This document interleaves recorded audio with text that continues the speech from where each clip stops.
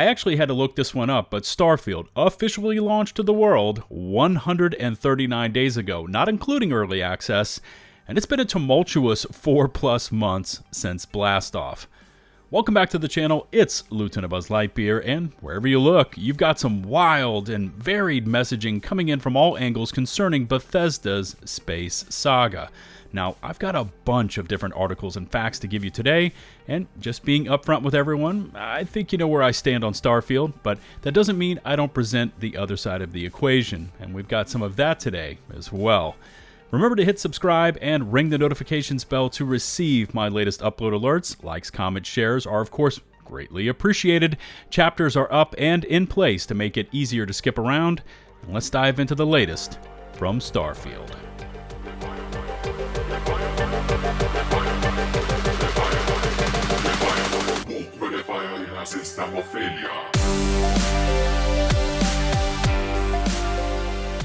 No doubt, Bethesda and modding goes hand in hand. I mean, you just mentioned Skyrim and the longevity that game has shown, and besides the fact it's a badass epic adventure of a video game, that long-term staying power is due in large part to the passion the modding community has shown for the land of the Dragonborn.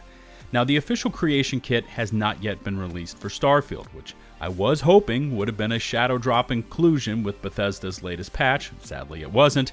But this Reddit post goes on to show the top 12 most modded games on Nexus Mods, and surprisingly, despite no official tools yet being available, you've got Starfield in 11th place, just behind Star Wars Battlefront 2. Now, to be clear, this is the amount of mods that are currently available on platform and not sheer volume of downloads, where Skyrim Special Edition and Skyrim just vanilla easily hold the 1 and 2 spot, eclipsing 5.6 billion, yes, you heard correct, billion with a B, downloads between the two. And it's going to be interesting to see how games like Starfield are able to progress once those official creation tools are made available. Speaking of modders, Games Radar ran with this headline in a recent article. Bethesda responds to complaints that modders are fixing Starfield faster than the actual devs. And without reading a single word of this article, I share that sentiment, even as someone that has and continues to like this game. Now, official Bethesda fixes and improvements are released in a drip feed pattern, which was then addressed with a statement by community manager Robert O'Neill. Quote, "Official fixes and content additions have to go through lengthy certification and localization processes, especially for consoles, which is why the beta is only available for Steam users." Bethesda has also hinted as to more major changes to the game incoming soon, like new ways to travel, which set off another round of discussions as to what it could be and why it wasn't included at launch. In previous videos, I laid out my thoughts on all of this, asking for a rover, possibly to use Vasco, or even a full-blown mech. Please, Bethesda, make that happen. Still, players are wanting huge additions to exploration, difficulty settings, and lots more. What can Bethesda deliver in their next planned 6-week cycle to improve Starfield? I hope to find out soon. Digging into that new ways to travel teaser dropped by Bethesda, and this Reddit post definitely asked the right question. Why would they ever decide to get rid of a rover in a space game? Now, under the header of "This is official concept art," Reddit user Shoddy Expert 8108 ran into what looks like a sweet-looking 6-wheeled rover concept, which looks to be planet-side, moving across the ice with space-suited explorers just in front, along with a full bevy of spotlights.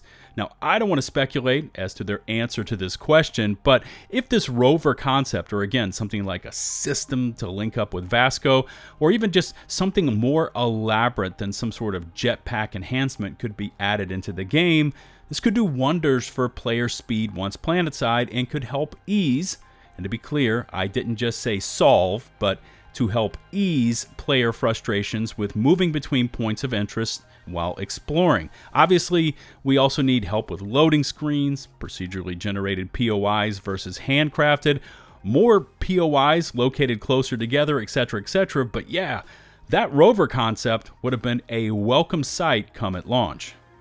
Who has 3 cents they can spare? That's right, according to Windows Central, Walmart will reportedly throw out physical copies of Starfield if no one buys the discs for 3 cents. Now, I can't confirm any of this, as when I check over at the Walmart site, the game shows discounted, but not at 3 cents a copy. And Windows Central states Walmart will reportedly stop selling physical copies of Starfield within the next few weeks, leading up to the February 5th, 2024 cutoff date. The retailer will discount physical copies of Starfield to an astonishing 3 cents. This information was leaked by several sources, according to an internal memo, so be on the lookout as to the veracity of this one, but if I could nab one of those Constellation editions for a few bucks, I wouldn't be opposed to picking it up. One interesting byline I've been following with Starfield are these extreme swings in support and anger towards the title. Honestly, I think you've got 3 camps involved with this one. On one side, you've got the aggressors. It doesn't matter how they've arrived here, but Starfield did not deliver for them, and these players are pissed, usually taking to social media or the review sections and slamming Starfield. On the other extreme, you got the players that love it. They could be fans of Bethesda titles of the past, or maybe just this game, but they defend it with tenacity. Both of these groups are vocal, and both of these groups are in the minority, because the third group, which at least in my research is not engaged with social media, is the majority of Starfield gamers. These men and women just play the damn game at their own pace, doing whatever the hell they want to do, and when it comes to the noise, they've got all of that on mute. And my thoughts and research I've done on this topic are further backed up by the most played games list for Microsoft, which still shows Starfield sitting in the top 25, or an area that I pay really close attention to, Steam numbers and Steam charts. Now, according to Steam's own press release, Starfield managed to place in every significant category for 2023. Top sellers, 2023 by gross revenue, Starfield hits platinum level, which, by the way, is Steam's highest achievement level. New releases by gross revenue, platinum for Starfield. Most played, platinum. Steam Deck, platinum. Actually kind of surprised on that one. And then even more surprising, daily active controller players, Starfield again hits platinum. So clearly there is, or at least was, some sort of monumental force behind Starfield's launch. VGChartz posted a further breakdown of Steam 2023's top games list, which was super interesting. What a surprise! In first place, Baldur's Gate 3, crushing it for gross revenue, $657 million in sales. In second place, Hogwarts, which saw its fair share of release drama, $341 million in sales. And yep, your eyes are not deceiving you. There's Starfield in the 3 spot, $235 million in sales.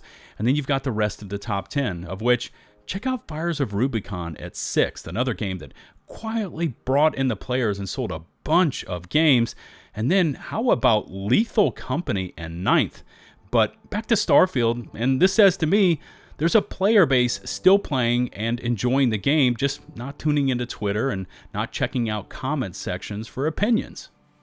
And how about this for another well-timed transition, because VGChartz also just released their most disappointing games of 2023 rankings. And 2023 was both a banner year for incredible new game releases, and one of those years that as a gamer you just shake your head in disbelief, because we saw a collection of terrible games hit the market as well, some of which were so bad they caused the developing studio to close down as well.